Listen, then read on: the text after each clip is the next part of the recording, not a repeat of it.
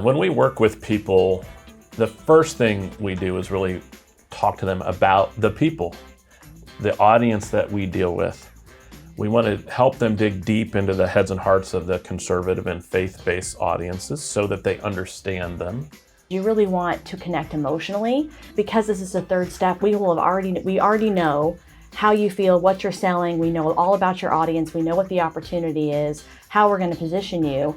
And so you just need to have a compelling story that really connects, that's authentic, true. So you got to make sure that whatever it is resonates before it goes into the wild. Yeah, before you put your money behind it, Okay. and waste it. We are a believer. Let's put this message in front of our audience and let's get their feedback before you put even $1 behind it. It really is a secret ecosystem of liberty spending influencers, media, list brokers, print media, podcasters, and we'll really sit down with you and provide everything you need based on our positioning, our testing to develop the systems to identify those audiences and where you should spend your time.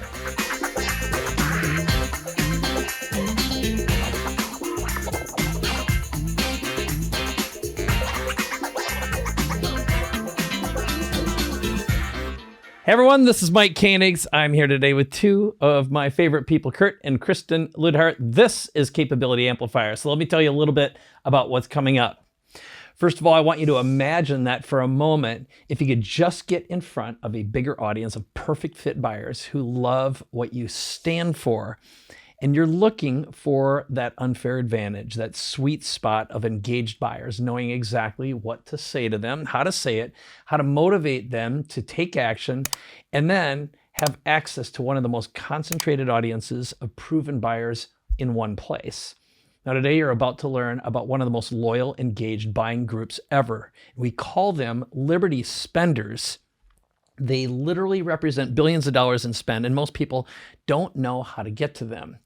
Now this episode is for you if you fit into one of these three boxes or a combination of them. That would be box A, which is growth-oriented companies that want to add fuel by accessing a new audience. That's probably you. Okay. B is your company has a good offer, but you've stalled and you need a new market. Okay. Maybe you've just worn out the market and you're selling to the same people over and over again. They're used to you. Or box C is you can't figure out how to stick out in a crowded sea of competitors. You're stuck in what's known as the red ocean. You have an undifferentiated product or service like real estate, consumer products, medical supplements, financial services. The list goes on and on and on. So you're going to meet, like I said, Kurt and Kristen Luidhardt. They're the masterminds behind campaigns that have helped elect one president, 14 governors, 15 senators, over 100 members of Congress.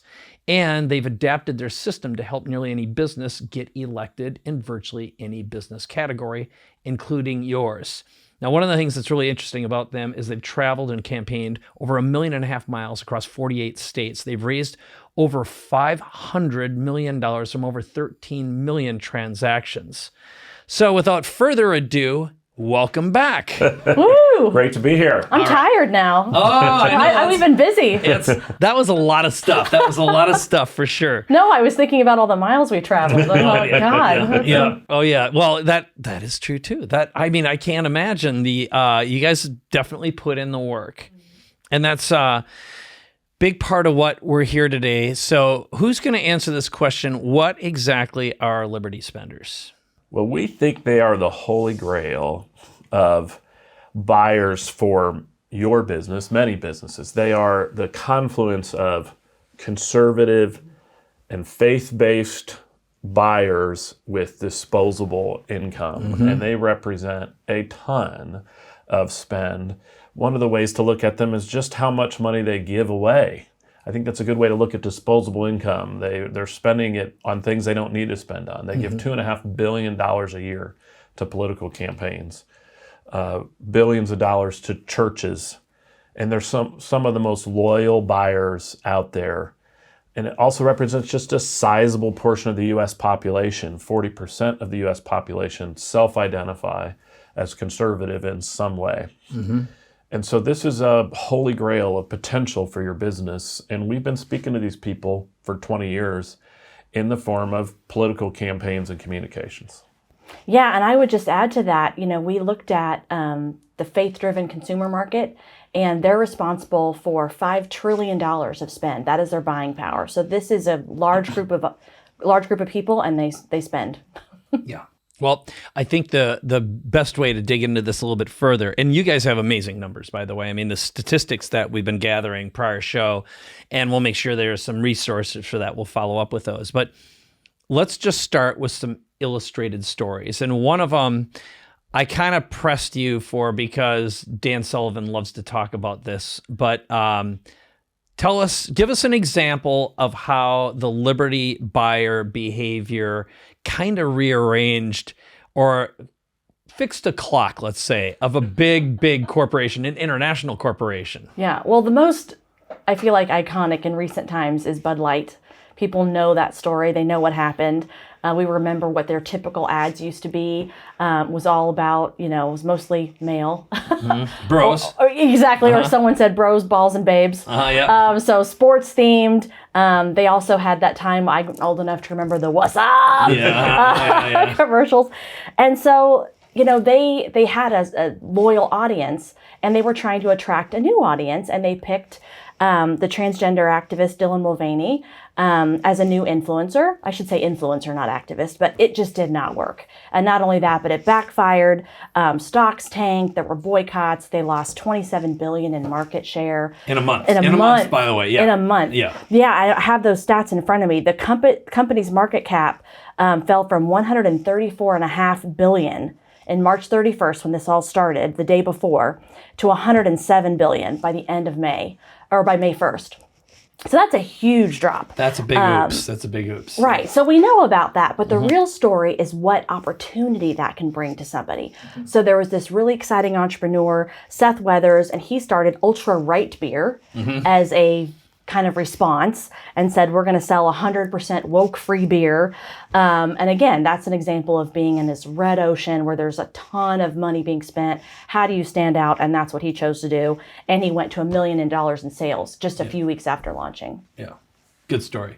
Good story. And Kurt, I know you've been dialoguing with a variety of past clients, people you've worked with, people you've done a lot of data work with, just because you've been number crunching and giving people access to big audiences for a long time.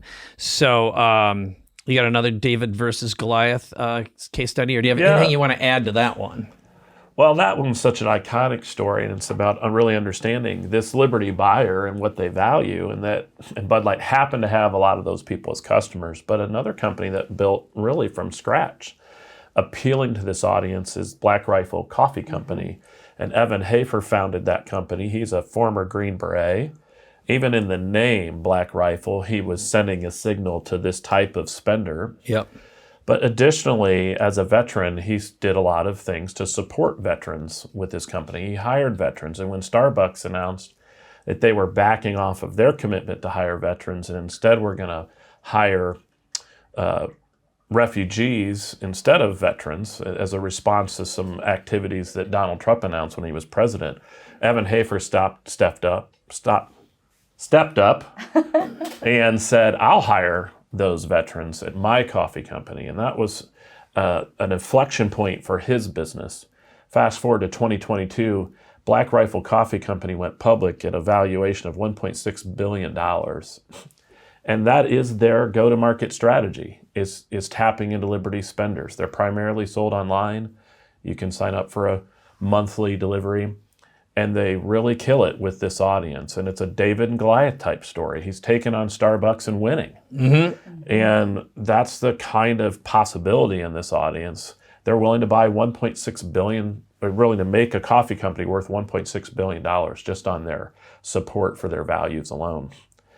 But also there are other products that aren't taking that type of approach that are still tapping into that audience because they're selling a product that's a good market fit. So yeah. And I think that what's important when we're talking about this, a lot of people might say, well, does this mean that you have to do something that's divisive? Does it mean that you have to do something negative. And we had a long conversation about this. Some of it has to do with taking advantage of timing, just like you do. There's a turn of events politically, and that enables you to pop up with a new story that resonates based upon some market movement or some shifts that takes advantage of an opportunity, and it can give someone a huge pop.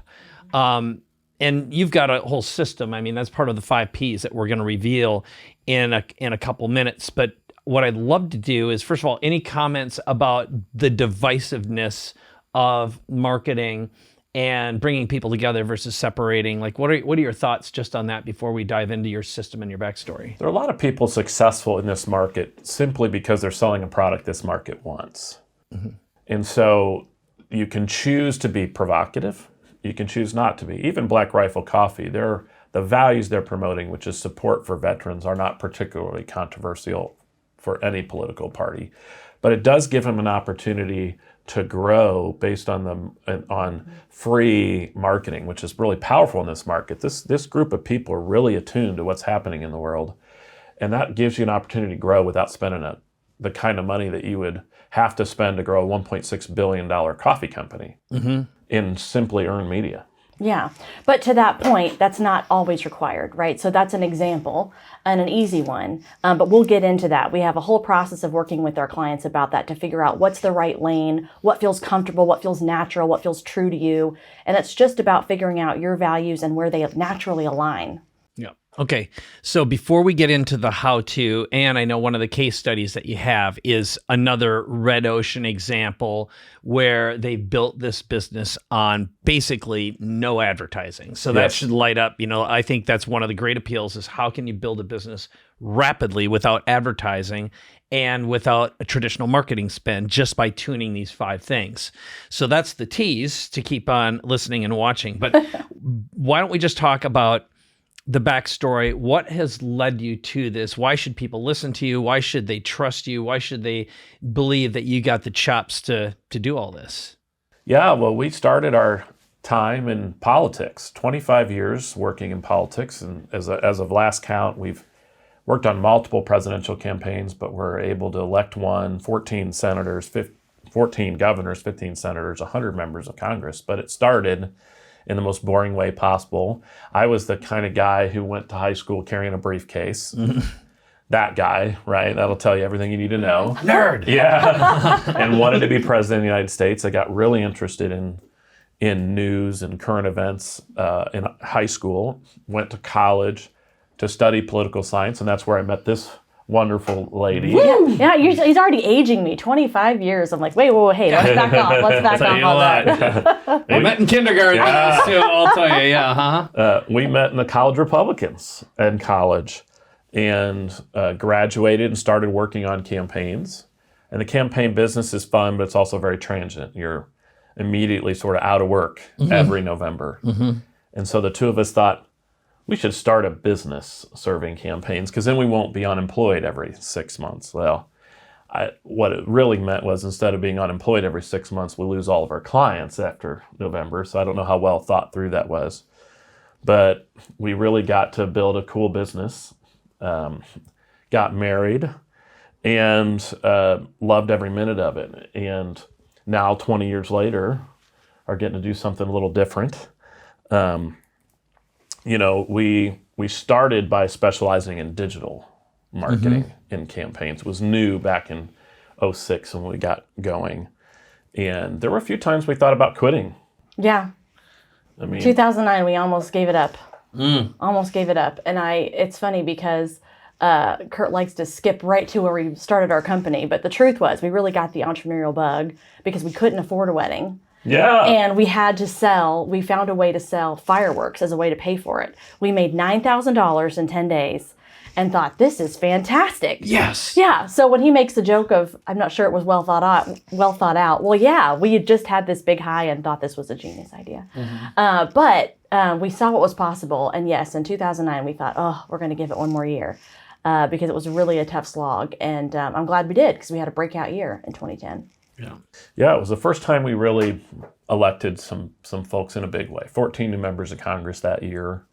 First time we made money stopped having to fish through the cushions, stopped having to drive to meetings and sleep in our car, and actually could afford a hotel. It was a great year. Another cool experience a few years later was working on the Trump presidential campaign. And we got hired in the summer, pretty late in the game on that race. But we're able to raise $60 million for Trump. That was really Kristen's baby. She moved. Yeah, I embedded with the campaign, and it was just exciting. There's a lot of sophistication, a lot of things to learn. We were running the Trump app and a number of a large part of the email program. But we really saw, again, a shift there in Liberty spenders and what they're willing to do and how to tap into that market in a whole new way across the country, differently than what we had seen before. And so it's just, we've learned a lot over this journey, and we really know this audience well. And we'd love to help businesses connect with them because they are loyal, and they're just a great community to tap into. Yeah. Well, I think when we first met at Tony Robbins Lions and I heard your story, I was like, this is a great idea. First of all, anytime you spend any time at all with Kurt, he's constantly on the phone making deals. Like while we've been together the past couple of days, he's on the phone making deals. And you guys are hungry, and you're just really good at connecting those dots. So part of this is, Kurt's organizational genius and his ability to just see the future and see what's possible and connect all these dots. And then your ability to keep the teams on target, build and scale, and keep the wheels on the bus in an absolutely insane environment. I mean, business, frankly, to me, seems 10 times easier than politics because you've got at least more predictable moving parts. It's not like a battlefield all the time. But with that in mind, let's get into your 5 steps, because I think for folks to understand the big picture here, which is there's a huge market that obviously get motivated by their values and their ethical viewpoints. And in some ways you can say, this does not mean this is red and blue and left and right. This is a lot more nuanced than that, what you've managed to do, but being able to identify and target them and give businesses access with scientific precision is quite fascinating. So why don't you just walk through the process, the sample, and then we're going to do some more examples, because that's what lit me up yesterday, because we're going to talk about wealth managers and financial managers, people who are in ordinary red ocean businesses that have a big struggle differentiating themselves. How are they going to use this and grow? Yeah. So take it away, Bob. Absolutely. Yeah. Go, Kurt. Yeah. When we work with people, the first thing we do is really talk to them about the people, the audience that we deal with. We want to help them dig deep into the heads and hearts of the conservative and faith-based audiences so that they understand them. So there's a little bit of education at the beginning to kind of connect and appreciate, particularly for folks who aren't deep into that community already. Once we get into that, another thing we do for people typically is take a look at their current customers. We already know so much about these types of buyers. We have extensive voter databases that have ideological analysis of each voter. It's 300 million. 300 million people. So it's easy for us to take a look at, say, the 10,000 customers of a business and tell you, hey, you might be surprised to find out that 60% of your people already fit this profile. You're already succeeding in this market. You're just not perhaps really amping it up by talking in their language yet, but you could. And we can also match it up with our known donors, which is a good way to look at a proxy for a buyer. So our separate database. These are the kinds of people who've given tens of thousands or $2,000-$3,000 to a campaign or a small amount of money.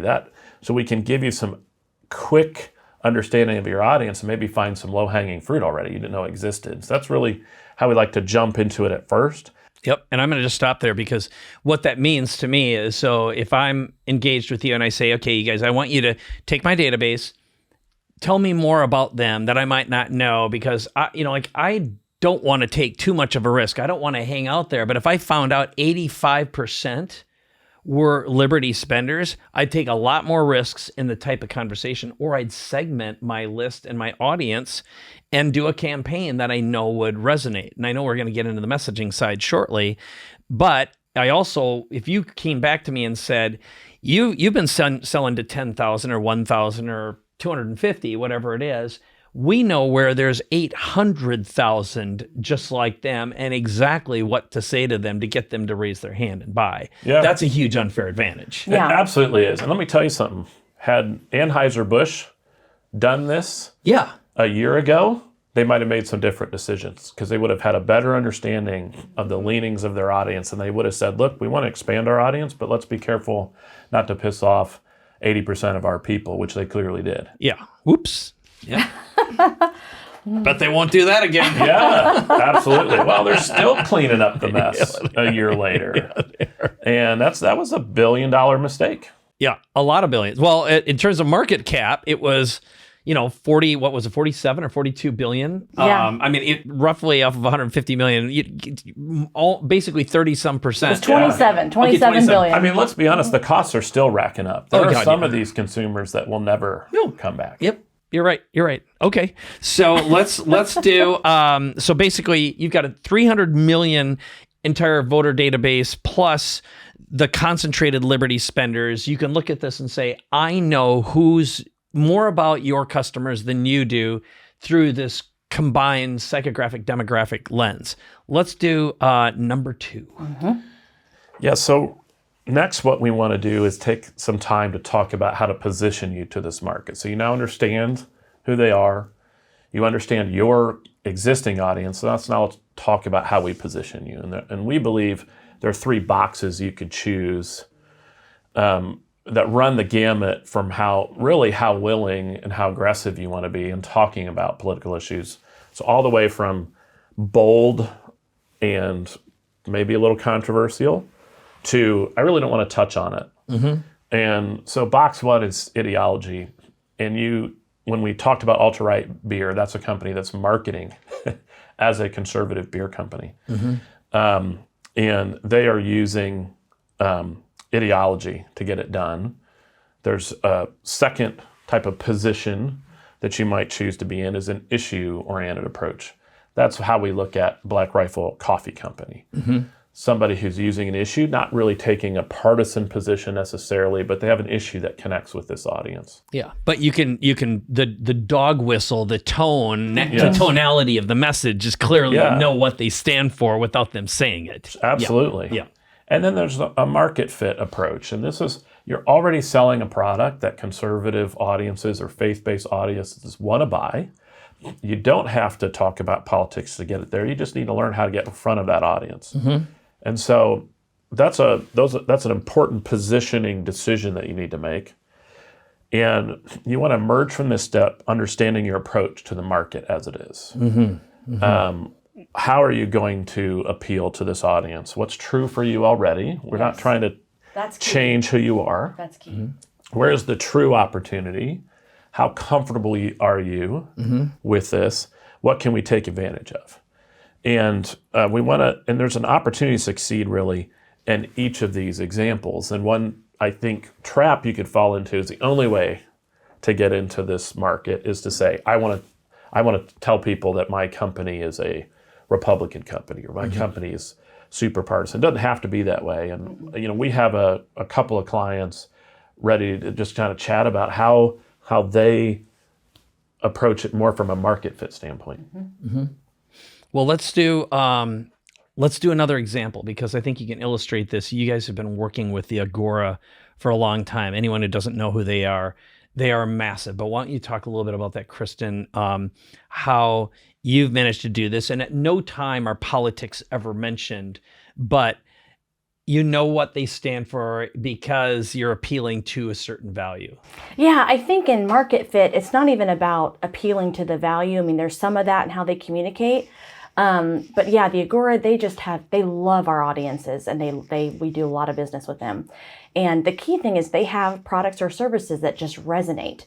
So they have something that our audience wants. What are some of those products? Just so they sell financial newsletters, coins, metals. I think some of their emails.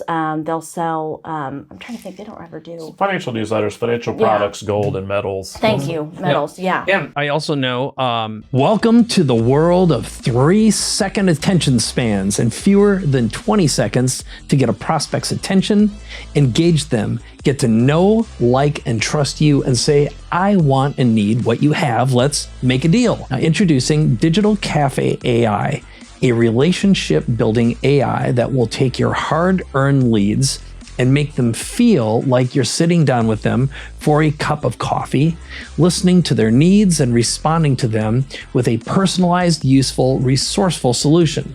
It's the perfect AI team. A Digital Cafe AI does hours or days of work that normally requires an expensive team of specialists in minutes. It's the fastest, easiest, automated way to get attention, engagement, and trust to close bigger deals faster.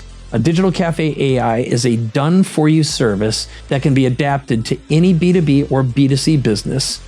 Money loves speed, and time kills deals. So visit Digital Cafe AI to see how it will work for you.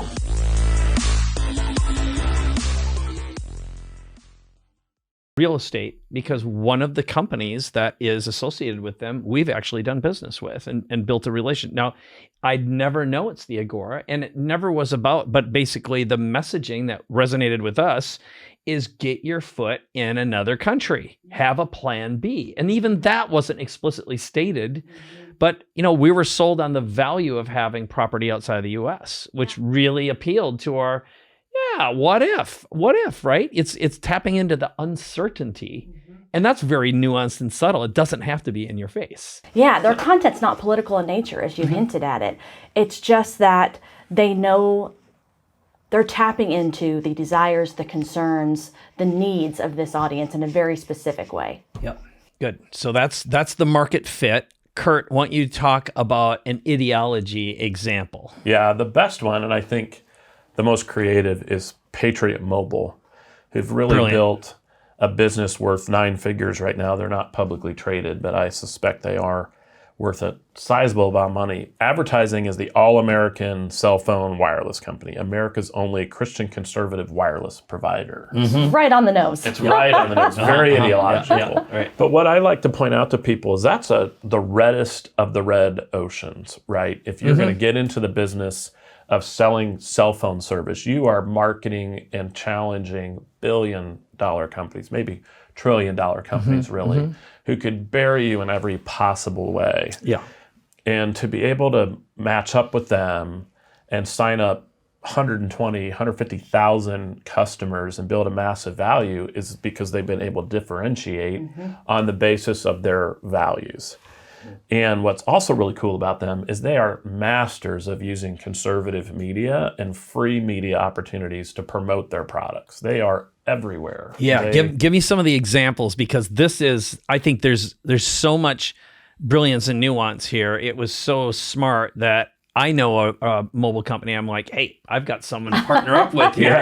Just us brainstorming. I'm like, we're starting to swap client opportunities because, I want to refer people to you to do this because it's such an interesting, brilliant way. And if you can lower your cost of acquisition by learning the messaging and having conversations with media appearances. It's basically podcast shows, right? Yeah. Just like we're doing. I mean, there's an ecosystem of conservative media. Now, all of us know Fox News, but many of you don't appreciate the size and the scope of, say, the Dan Bongino show or Dana Loesch.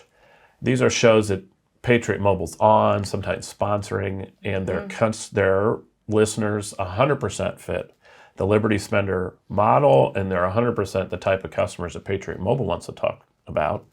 And they are everywhere. They're showing up at conservative and political convention type activities, sponsoring and doing what you might look at as a trade show. Right. But it's all sort of earned media. It's not big, gigantic paid media. These guys would probably never run a television commercial. But they've learned how to tap into this audience in a way that costs them almost nothing to obtain a customer. It's really powerful.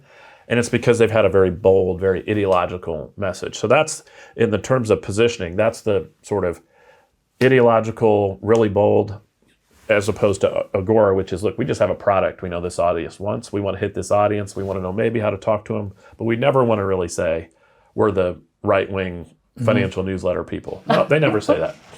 But they've mastered that audience, and Agora's built another billion-dollar company based a lot on these types of people who buy. Yeah, I know a lot of the copywriters for Agora. I've known them for over 20 years, and what they pulled off, and they know so much, but it's all built on top of this mindset.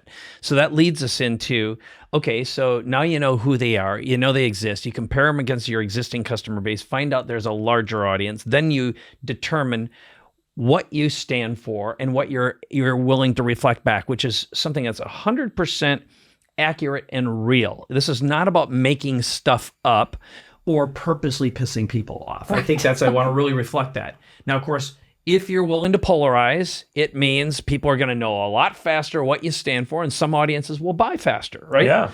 But let's talk about the storytelling, because that's really the third step is how do you capture that passion in a way that resonates and gets those hand raisers, and for that matter, for those media channels to say, I want you, instead of you having to chase them down. Yeah. Yeah, that third P, we picked passion, and it works well because you really want to connect emotionally.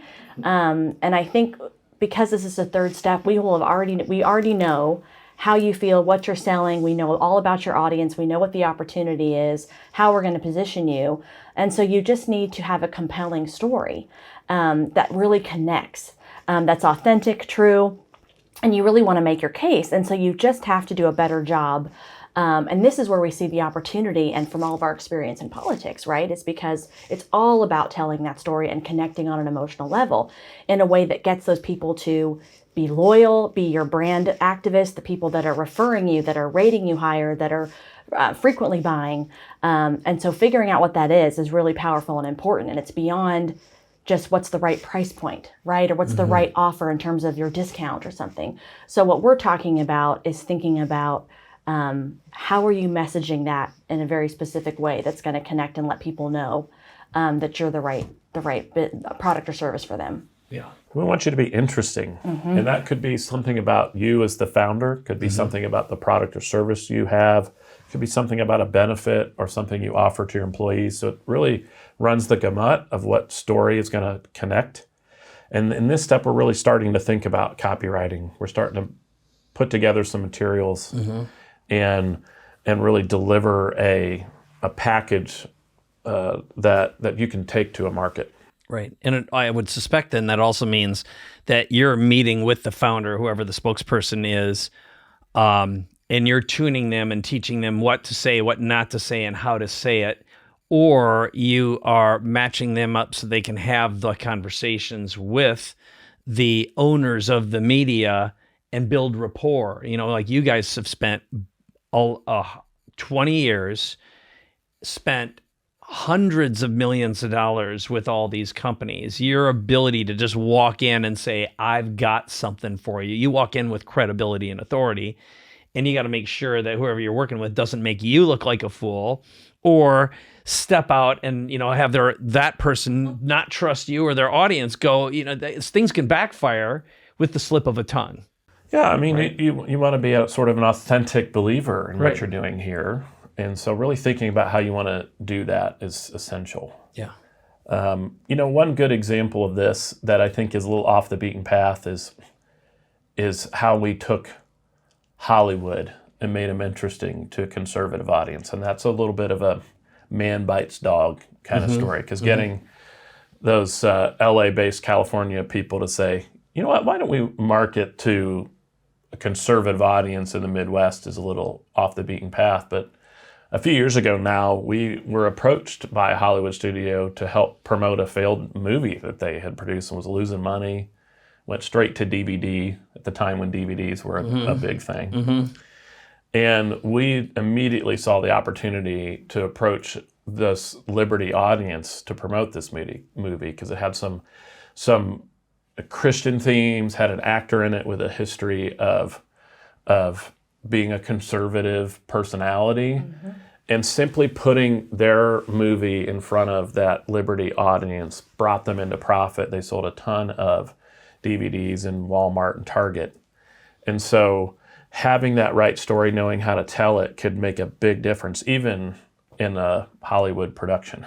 Yeah. And what's the what happened? I mean, so basically you took it on, you told the story in the right way. You took a dead movie from what happened? Yeah, they were losing money. Everyone was going to lose cash in it.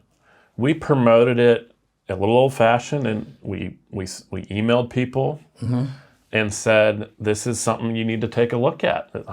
This is a movie that supports your values." And so many people went online and bought the DVDs that it encouraged all the big retailers to say, "This is something people want," and then their orders went up.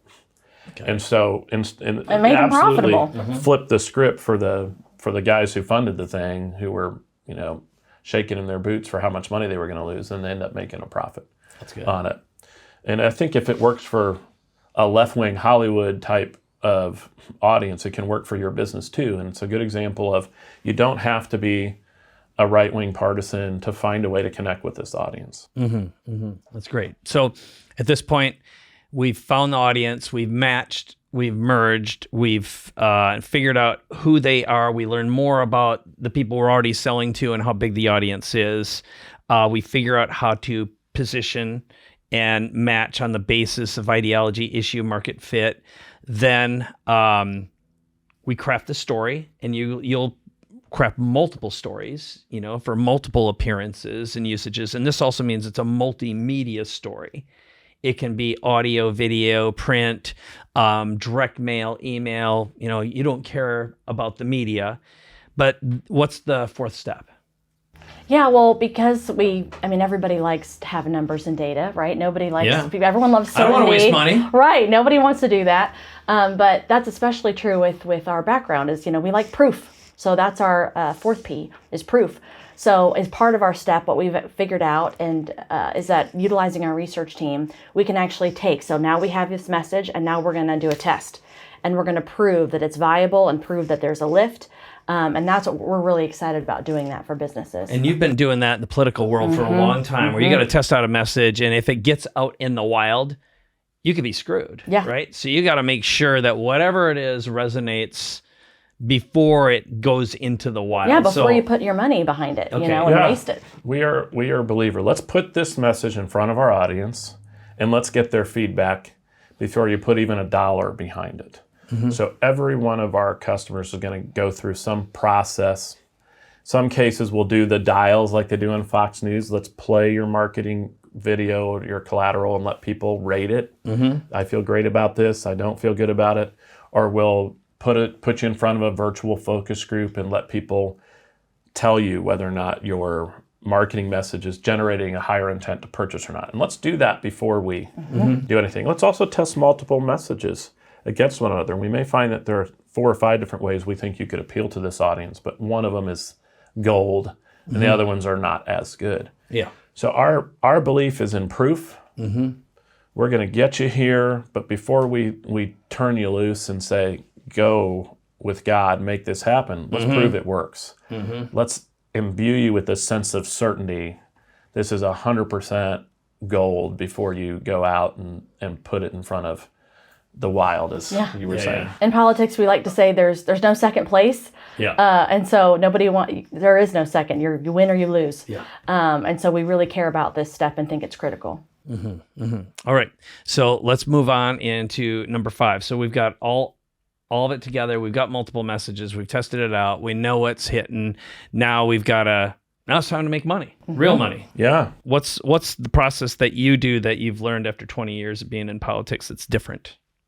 I think this is the real absolute amplifier right here. We're going to work on a product rollout plan, and this is where we bring a ton of value.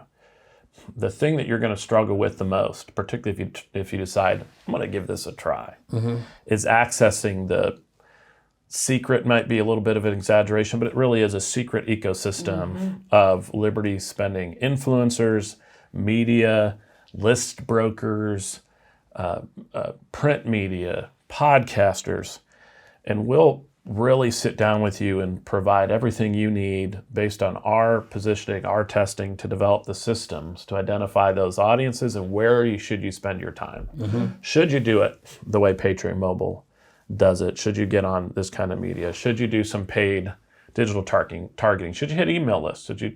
Should you partner with a spokesperson? So we're going to build that program out with you and help you understand the right way to roll out your product. And we can make it, this one will get into some topics like timing. What's the right timing? What's maybe something that's happening out in the conservative ecosystem that you can tap into? There's literally hundreds of options that we can sift through, hundreds of partnerships, joint ventures, different things that would be attractive in this marketplace that we'll put together as part of our fifth and final step of working with folks. Yeah. I think one of the things that I saw this just with you yesterday, we were brainstorming and you were already on the phone with a bunch of providers and suppliers, pitching them some new ideas. And, you're the one phone call away. So I've always said for a long time, if you think about it, you're one phone call away from 10xing your business. It could be one relationship, one domino customer.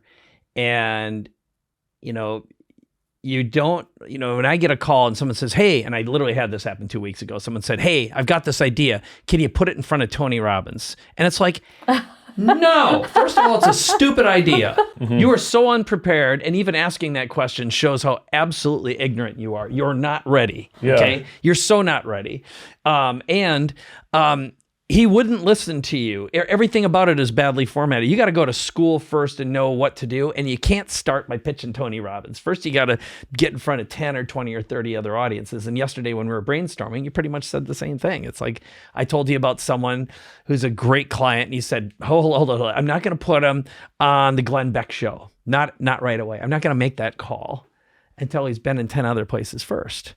But talk a little bit about earning the right to be in front of certain audiences and what a phone call from you is compared to you can go to Google or Facebook, but they don't have access like you have access. This is about having human relationships. It's not something an AI can do, not yet. Yeah. Yeah. This is the part we're most excited about, and not to go off the path of what you were trying to ask, but just making this happen faster for people. We have just been talking to these people for so long. We have loved our business, and but we just have such a passion for small businesses and the American dream and all of that. And so the ability for us to take this and like you said, make it be the amplifier for people is just so thrilling and so exciting to us. And so that's what's just, when we started thinking about how we could craft this, that's where the lights went on, and we just got excited because we have that. We have earned that. We've been in this space for a long time, and we can deliver. We have to figure out that what makes sense. Like you said, you have to get up to a certain level for some of these media opportunities to make sense. But we can determine that with you. We can partner with you so that you feel like you understand and you have someone that's guiding you through this process. You're not wandering around aimlessly or feeling alone. You've got some people here that can walk you through that. Right. Credibility to these audiences are important. Yeah. And so demonstrating that you're committed to their values is important. And so that's why it's introducing yourself and what you're doing in the right way is so essential. Okay. So let's talk a little bit. I want to do a real life story here because a lot of the viewers and listeners of this show turn out they're in the financial industry, wealth management. They're also in what I would consider red ocean. So I do want you to take on a financial advisor example, but I want anyone who's listening, watching, this could be you if you're in a highly competitive space and you're like, okay, how can I make this work for me? What's the art form that I want to tap? So let's do it.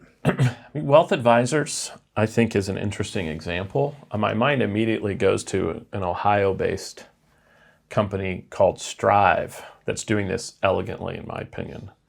And if you go to their website, their pitch is, we are your true fiduciaries. We're in the business of making money for you and not pursuing any sort of political agenda.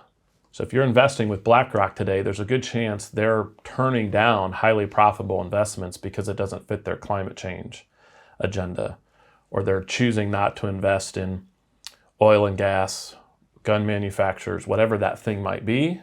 They're not being your true fiduciaries. We are. We're here to deliver you results.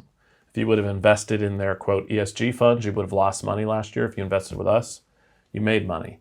I think that's a really good pitch that's attracted to this audience, and it's not outright political. It's just saying, look, we're in the business of making you money. Yeah. We're going to go where that is, and we're not in the business of pursuing our political agenda. It's almost like an anti-political market or approach to it. It's a very powerful, I think, way to look at this, where you could differentiate yourself as a financial advisor without really, you're not saying anything about your political viewpoints. You're just simply saying, we're here to deliver you results, and that's what we care about. Yeah, and I think about other examples. We were talking about this, about figuring out what makes sense. And again, it could be something just in terms of how you speak about your values, how you founded your company, what drives you, what made you want to get into the business, what's unique about your employees. And so it doesn't have to be, again, like an issue or anything like that. It's just, where can you connect on a deeper level and where you're tapping into something that these people really care about. Love it. So let's talk a little bit about working with you, what that looks like. And we've got some goodies at libertyspender.com that we put together. So for you watching, listening, there's some great gifts that Kurt and Kristen have assembled on their website. One of them is a partnership guide, another video. It's a masterclass, so it's a 5-step system. It goes through this in even more detail. There's an opportunity to schedule a strategy session. And they have a full program and a product that leads you through this entire process step by step, where in under 8 weeks, you'll actually have a full plan ready to roll out. And they've got a great couple of bonuses as well. But why don't you talk a little bit about what it's like to work together? Who wants to take that one on?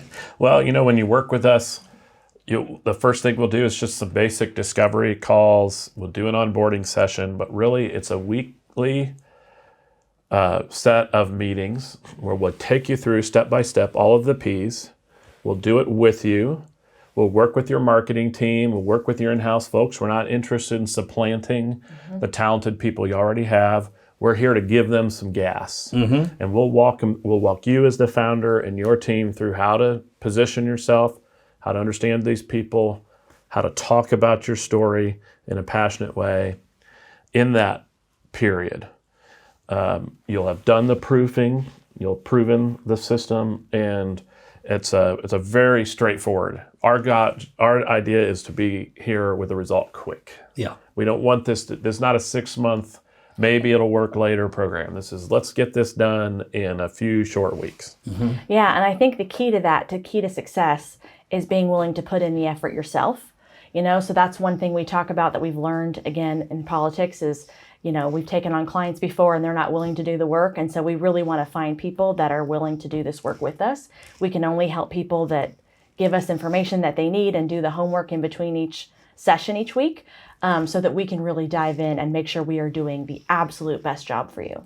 I love it. I think it's, well, I'll say this. I've known Kurt and Kristen now it's going on a year. And first of all, they really know what they're doing. They've been in what I'd consider one of the hardest businesses to survive in, which is politics, for a long time. But they're also great entrepreneurs. They also have a really cute ice cream shop in their hometown. You had to bring that up. I couldn't help it. But they've got so many great small business stories too. That's really where their love is small business, real America. I think that's where I really got to appreciate them. But this is a great opportunity to work with them. And some of their bonuses include, they've got access to these huge databases. They've got matchmaking. They've got access to huge, massive, like everyone you can think of in the industry of the Liberty spender, they're a phone call away. And if Kurt doesn't have them on speed dial, one of his friends does. So once you've gone through the program and you've got your story straight and you've been able to test out your message, they can get you in front of massive audiences quickly. Is that fair to say? Absolutely. And that's one of our things. We want to deliver results for people quickly. And I think that's a unique thing about this audience, by the way. It's not true all the time. Sometimes you get a little extra boost from the right timing, like our friends at Black Rifle Coffee Company. Yep. But there's really an opportunity to scale businesses fast. And we could sit here and walk through time after time after time again, businesses that launched and achieved velocity quickly in this market because it's such a tight-knit group of people. They're all talking to each other. The media personalities all talk about that same topic. And so people like Seth Weathers with $1 million in beer sales overnight are not as crazy as it sounds, even for your business. Yeah. Business is worth sharing, right? Yeah. Isn't that true? Okay. So anything that you want to add before we wrap this up, Kristen? No, just that we're excited to help people. And like you said, this really is our passion now that we're shifting towards. And we'd love to talk to you and just find out what makes sense. Awesome. Well, at this point, I'm going to say head on over again to libertyspender.com. And that's where you're going to get the free goodies. You're going to get some additional materials, the video, the downloads, and an opportunity to take and do a strategy session with Kurt, Kristen, or someone on their team. They are so smart, and they're going to be able to tell you right away, yep, you're a right fit, and we can help you out. And there's some great tools on the site as well. So with that, let's say goodbye. Okay. All right. Bye, everybody. Bye-bye. You've been listening to and watching Capability Amplifier. We'll see you in the next episode. Make sure you share this with some other business owners who can take advantage of what Kurt and Kristen have to offer and also this knowledge. Thanks again.